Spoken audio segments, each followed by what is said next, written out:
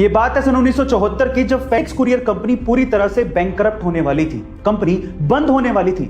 Last के $5,000 ही बचे थे। कंपनी अगले सप्ताह भी कैसे सरवाइव करेगी ये फाउंडर्स को नहीं पता था।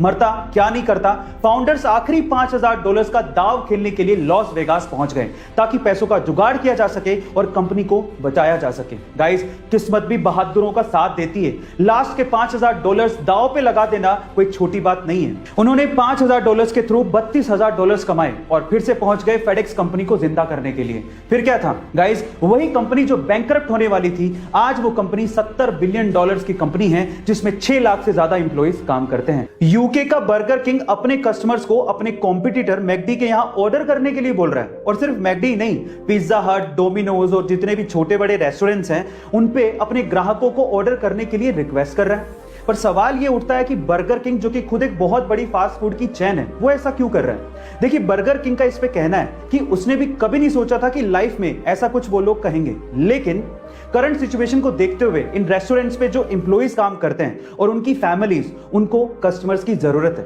ताकि वो सरवाइव कर सके, इसीलिए वो ऐसा कर रहे हैं। क्या बात है, कंपटीशन बाद में, इंसानियत पहले।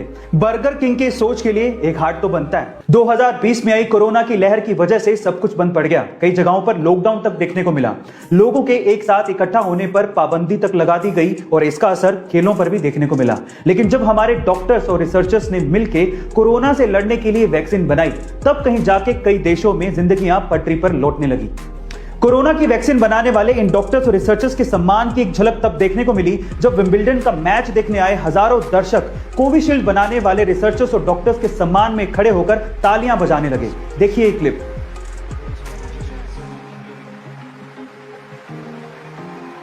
अगर ये कोरोना वॉरियर्स ना होते तो शायद हम लोग कोरोना पैंडेमिक से बाहर निकलने का रास्ता तक नहीं देख पाते। So thank you so much to all the doctors, researchers and corona warriors. Guys, आजकल के युवा ज्यादातर प्रॉब्लम्स पे ध्यान देते हैं, लेकिन कुछ युवा ऐसे हैं जो कि प्रॉब्लम के सॉल्यूशन पे भी ध्यान देते हैं और उसी से वो नाम कर जाते हैं। जैसे कि झांसी की 16 साल की कल्याणी, वो अभी सिर्फ 12वीं क्लास में है और इतनी छोटी सी उम्र में उन्होंने एक एसी बनाया है जिसकी कीमत सुन के आप लोगों के होश फाख्ता हो जाएंगे। गाइस, उस एसी की कीमत है मात्र 1800 रुपए। जी हां, आप ठीक सुन रहे, 1800 रुपए। अब आप लोग कहेंगे तो इलेक्ट्रिसिटी का बिल बहुत आता होगा, लेकिन ऐसा भी नहीं है। वो सोलर एनर्जी से चलता है, इसलिए इलेक्ट्रिसिटी के बिल की कोई प्रॉब्लम ही नहीं है। और इसी एसी के मॉडल को आईआईटी दिल्ली ने नेशनल लेवल मॉडल कंपटीशन में सेलेक्ट किया है और ये देखने के बाद जापानीज गवर्नमेंट ने कल्याणी को वहां पर एक सेमिनार के लिए भी इन्वाइट किया है। गाइस, है ना ये गर्व की बात? अक्सर इंडिया में जब छोटे बच्चों को ओवरलोड किया जाता है तो उनके आसपास के लोग, इवन पेरेंट्स भी कहना शुरू कर देते हैं कि तो बहुत छोटा है, इस पे इतना प्रेशर देना ठीक नहीं है। अगर आप भी ऐसा सोचते हैं तो इस बच्ची के बारे में सुनो। इस बच्ची का नाम है ली यी। 5 साल की छोटी सी बच्ची एक टेबल टेनिस प्लेयर है, चाइना से बिलोंग करती है और एक सोशल मीडिया सेंसेशन है और इनफैक्ट इसे लाखों लोग फॉलो भी करते हैं। पर सवाल यह है कि इतनी छोटी सी उम्र में इतना सब कुछ उसने अचीव कैसे किया? तो मैं आपको बताता हूं। इसके माँ बाप ये चाहते थे कि वो टेबल टेनिस प्लेयर बने, इसके लिए उसकी ट्रेनिंग शुरू की।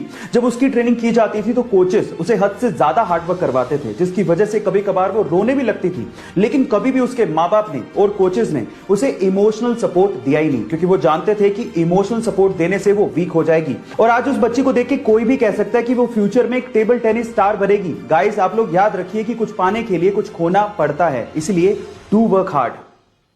हमारे सरकारी तंत्र में घूसखोरों का क्या परमानेंट इलाज है ये तो मुझे पता नहीं, लेकिन यूपी के बस्ती जिले के किसानों से जब वहां के सरकारी कर्मचारियों ने घूस मांगी तो उसके बाद जो किसानों ने सबक सिखाया वो आप लोगों को जरूर सुनना चाहिए।